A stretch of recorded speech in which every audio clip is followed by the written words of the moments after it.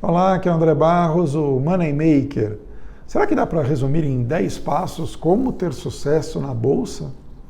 Tarefa bem complicada, mas é sobre isso que eu queria falar nesse vídeo. Ganhar com ações é sim possível, não é uma ciência complicada como muitos pensam ou querem te fazer acreditar, e acho que sim, dá para a gente fazer um passo a passo que não são necessariamente fáceis. A dificuldade em ganhar com ações, na verdade, ela não está na parte técnica, apesar de que sim, você precisa de conceitos básicos antes de começar. Normalmente, a maior dificuldade está em nossa disciplina, ou melhor, na falta dela. E como gerenciamos nossas emoções. Os 10 passos que eu vou colocar parecem bem óbvios e fáceis de serem seguidos, mas na prática você vai ser tentado por uma super dica, terá descrença nos momentos de baixa, ficará ansioso para vender uma posição que está com ganho. Enfim, seguir os 10 passos pede disciplina, paciência e um olhar de longo prazo, ou pelo menos 2 anos, vá lá. Para quem não gosta de muito papo, eu vou listar logo esses 10 passos. E depois podemos lembrar alguns insights que eles podem nos trazer para quem continuar no vídeo. Eles se dividem em 3 pilares. O primeiro deles é gerenciamento de riscos. E o primeiro passo é preparar-se, estudar. O segundo passo, delimitar os recursos que irá investir em ações. O terceiro, controlar suas emoções. Bom, daí passamos para a seleção de portfólio. E aí vem o quarto passo, montar uma lista de ações com bons fundamentos. O quinto passo, definir quais seriam as referências de preços altos e baixos para cada uma delas, ou o seu preço-alvo, se assim preferir. E aí vem o terceiro pilar, a gestão ativa da carteira. O sexto passo é comprar de forma gradativa, priorizando as que tenham maior potencial. Vender aquelas que já tiverem um ganho e potencial menor. O oitavo passo, recomprar aquelas que você vendeu quando o preço cair, ampliando a quantidade daquelas ações sem colocar capital adicional. Nono passo, reinvestir dividendos. E finalmente, o mais chato de todos, o 10º passo, manter um controle do que você faz. Isso é fonte de aprendizado. Bom, agora pensando um pouquinho, passamos aí por 10 passos. Que insights poderíamos tirar desses 10 passos? Como que a gente pode tirar ele do campo mais genérico para a implementação? Bom, alguns insights que eu gostaria de lembrar. Quando eu falei em preparar-se, em estudar, isso é extremamente importante, mas não quer dizer que você tenha que fazer um MBA para investir na Bolsa. Não é isso que eu estou querendo dizer. O que você precisa sim é compreender um pouco melhor esse mercado antes de começar. Reserva as primeiras semanas, ou quem sabe os primeiros 2 meses, para olhar um pouquinho de fora. Leia, busque informações, entenda um pouquinho, comece a se sentir confortável antes de entrar. Aquela história de sentir a temperatura da água antes de mergulhar é um ponto fundamental. Muitos dizem que o que você precisa para investir na Bolsa são os 4 elementos fundamentais da matemática, e bom senso. E basicamente é isso mesmo. Obviamente que quanto mais você aprender, melhor, Quanto mais você evoluir nesse mercado e a experiência, o interesse, as coisas vão colaborando para que você chegue nesse ponto, melhor. Agora, se você já investe, já começou, tem aplicação na Bolsa, eu deixo aí 3 dicas de leituras interessantes, caso você não tenha cruzado com elas. A primeira, Axiomas de Zurich, do Max Gunter, é uma leitura fácil, focada na parte comportamental, talvez você leia aí num final de semana. Outro também rápido é The Little Book That Beats the Market, do Joel Greenblatt, onde ele traz alguns indicadores fundamentalistas e te leva a selecionar boas empresas, a ranquear boas empresas. Aí, quando você tiver um pouquinho mais de tempo e experiência, tenta abraçar a Bíblia dos investimentos, né, que é o Investidor Inteligente, do Benjamin Graham. Um livro um pouquinho mais longo, cansativo, alguns dizem até que chato, mas necessário. Então, essa parte do aprendizado passa um pouco por isso. Quando eu digo que o segundo passo, né, de definir o seu limite, o quanto você vai investir em renda variável, é para que você possa estar dentro de uma zona, entre aspas, de conforto, para que aquele montante esteja dentro do seu perfil de risco, para que você possa esperar com tranquilidade. Se você coloca uma quantia tão grande que vai te deixar em pânico, né, no primeira virada do mercado você vai entrar em desespero, ou que você precise daquele recurso em pouco tempo, porque, sei lá, comprou um apartamento e tem a parcela para pagar, bom, você está se amarrando para uma situação para uma armadilha. Então, esse ponto é importante, né? O investimento em ações ele deve ser uma parte menor do seu patrimônio total dentro do seu perfil de risco. 20%, 10% se for um cara muito conservador, ou subir para 30% se for um pouco mais agressivo. Enfim, entenda qual é o seu perfil. E o que eu gosto sempre de fazer, dentro desse recurso que eu reservo para ações, eu mantenho, até mesmo dentro dele, um caixa operacional. Em outro momento a gente vai poder falar sobre a importância desse caixa operacional. E o que eu também já comentei, né, brevemente, você tem que ter um horizonte de tempo longo. Você pode ganhar em 2 dias com ações, mas você tem que estar preparado para esperar 2 anos, né? Isso pode acontecer. O terceiro passo, né, quando eu falei em controlar as suas emoções, para mim, pessoalmente, é a parte mais difícil. Mesmo depois de 25 anos investindo, eu ainda enfrento esse desafio. Claro que, conforme você ganhar experiência, conhecimento, você vai perceber que tudo isso ajuda. Você vai reduzir essa ansiedade, mas você nunca vai ter o domínio total das suas emoções. Medo, ansiedade, ganância, enfim, a lista ela é grande, né? E são emoções que transformam a gente muito rapidamente em de investidores a jogadores, né? Então, você precisa ter essa consciência e tentar mitigar. Nesse sentido, disciplina, conhecimento e clareza de objetivos ajudam, né?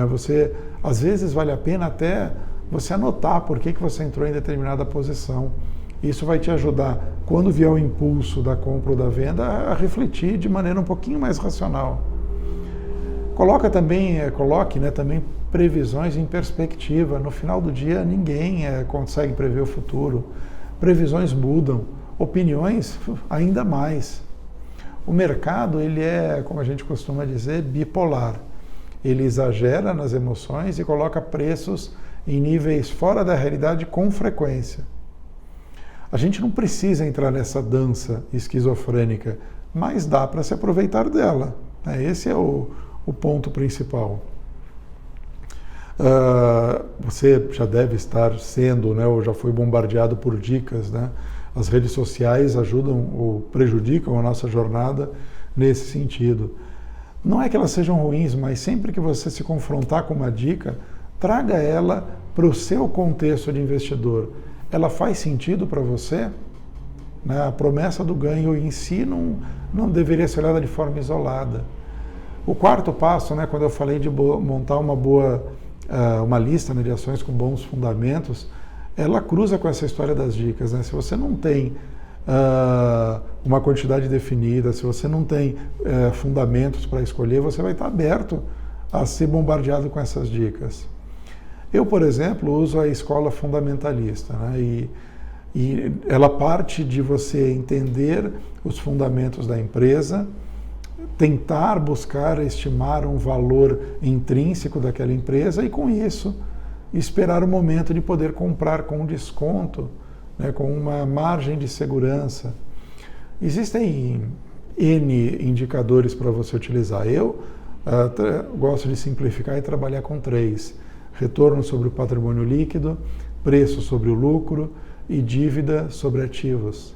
O primeiro para identificar as mais rentáveis, o segundo para identificar as menos valorizadas e o terceiro para fugir das mais endividadas. Não existe certo ou errado aqui. Você pode ter boas empresas com um alto nível de endividamento, sim.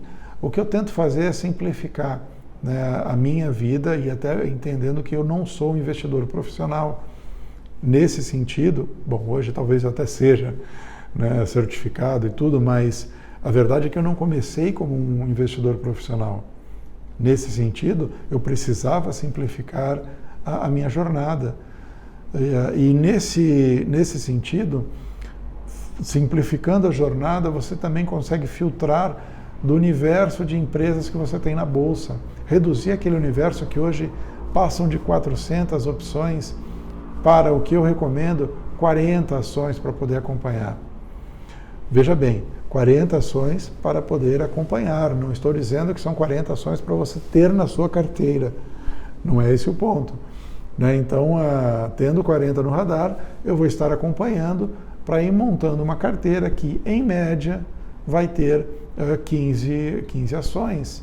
Eu digo em média porque há momentos em que os preços são tão interessantes que você compra mais posições e o 15 pode subir para 20, 22, 23 ações. Em outros momentos, o otimismo está tão grande, os ganhos já foram tão expressivos e a margem de segurança se reduziu, que talvez as 15 virem, quem sabe, 12, 10, 8 ações em carteira. E essas 40 ações que eu seleciono para ter no radar, eu vou revisá-las periodicamente. Então, não é que estão escritas em pedra. O quinto passo, né, quando eu digo, defina quais são as referências que você tem de preço justo para aquela empresa. Mais do que isso, né, não basta que sejam as suas referências. Elas precisam ser parâmetros que o mercado entenda como corretos. É por isso que eu tento encontrar os níveis de caro e barato que na percepção do mercado, nos indicadores mais usados, quando chegar naquele nível, o mercado vai estar olhando aquela empresa como muito barata e que vale a pena comprar. No outro extremo, quando chegar naquele nível de preço em que o mercado começar a achar que a ação está muito cara, é o momento em que eu começo a me propor a vender, ou até um pouco antes disso. Eu tenho uma planilha que eu utilizo, a planilha Moneymaker. Ali eu faço essa estimativa de preço-alvo partindo de 3 indicadores. De novo, preço sobre patrimônio líquido, preço sobre lucro, e aqui eu coloco o dividend yield também. Tem uma parcela de investidores que olha dividendos como um foco importante ao investir em ações. E, como consequência, eles olham os preços também como caro e barato, de acordo com esses dividendos que são pagos. Então, criar essas referências de preços é extremamente importante para guiar suas decisões e até escapar do lado emocional. Você tem uma referência, você tem um norte, você não está navegando sem uma bússola. Depois, o outro passo que eu comentei é comprar de forma gradativa. Não entra no mercado de uma vez só, né? Mesmo que você ache os preços interessantes, você nunca sabe onde está o fundo, assim como nunca vai saber onde está o topo do mercado. Nem quanto tempo um momento de estresse vai durar ou um momento de otimismo. Por isso, vai com calma. Você tem ali as 40 ações escolhidas e espera os bons momentos. Compra uma vez por semana, mesmo que o dinheiro fique em caixa, parado, como muita gente diz, mas é interessante como muitas vezes um caixa rendendo zero é muito melhor do que num momento de estresse você vê ele perdendo 5, 10, 15% numa queda do mercado. Então não tenha pressa, né? E eu uso os gatilhos de negociação.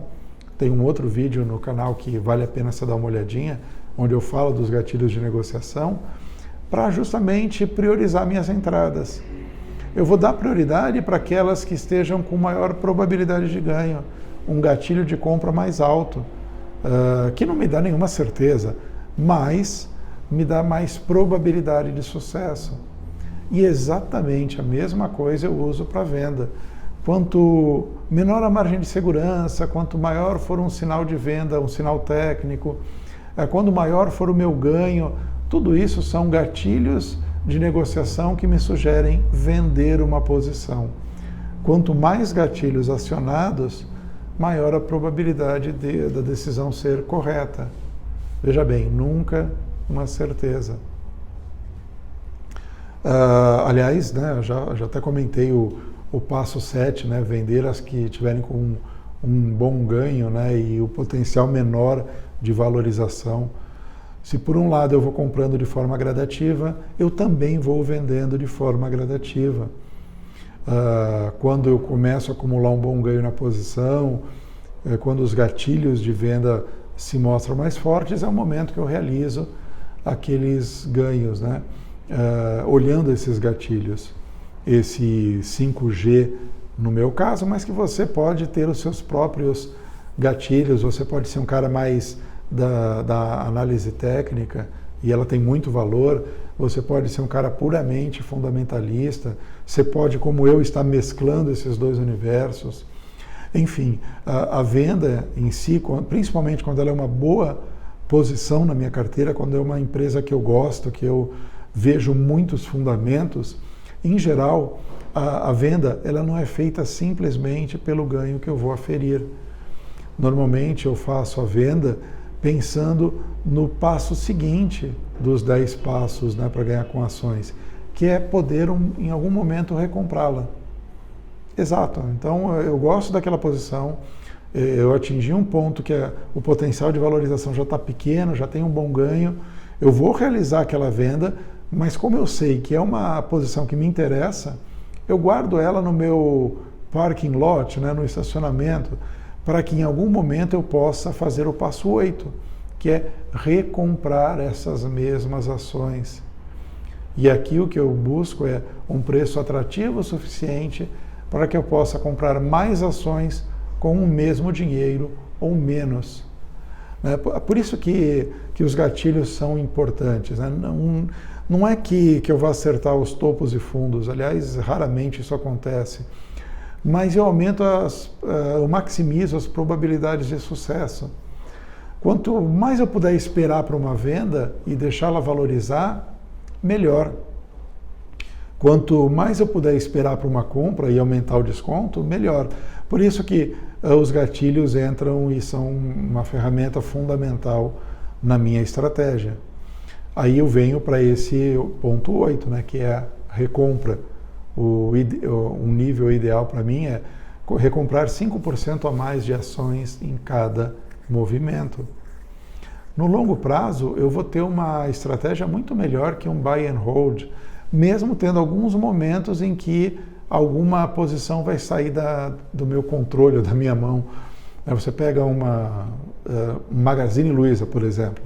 Ela deu uma arrancada em determinado momento da sua evolução, que se eu tivesse feito essa estratégia, ela teria ficado para trás. Eu nunca teria retornado. Aliás, o nunca também é relativo, né? Porque se mais à frente os gatilhos forem bons o suficiente, eu posso até recomprar mais caro uma posição se eu julgar que aquilo lá está muito atrativo. Obviamente não é o ideal, né? Eu prefiro esperar um ponto de recompra em que eu aumento a posição. O nono passo, simples como isso, reinvestir dividendos. Vai ter uma hora que você vai usar os dividendos para ter a sua independência financeira, bancar sua aposentadoria, ou simplesmente para usar aquele dinheiro como consumo supérfluo, sei lá, uma viagem, algo assim. Mas você deve ter notado que no começo, esses ganhos, primeiro que são pequenos, você começa pequeno, a bola de neve vai se construindo ao longo do tempo. Então, no início, na sua fase de acumulação, a melhor estratégia é reinvestir os dividendos. Então, pegue esse dinheiro, ainda que seja pequeno, e coloque em ações.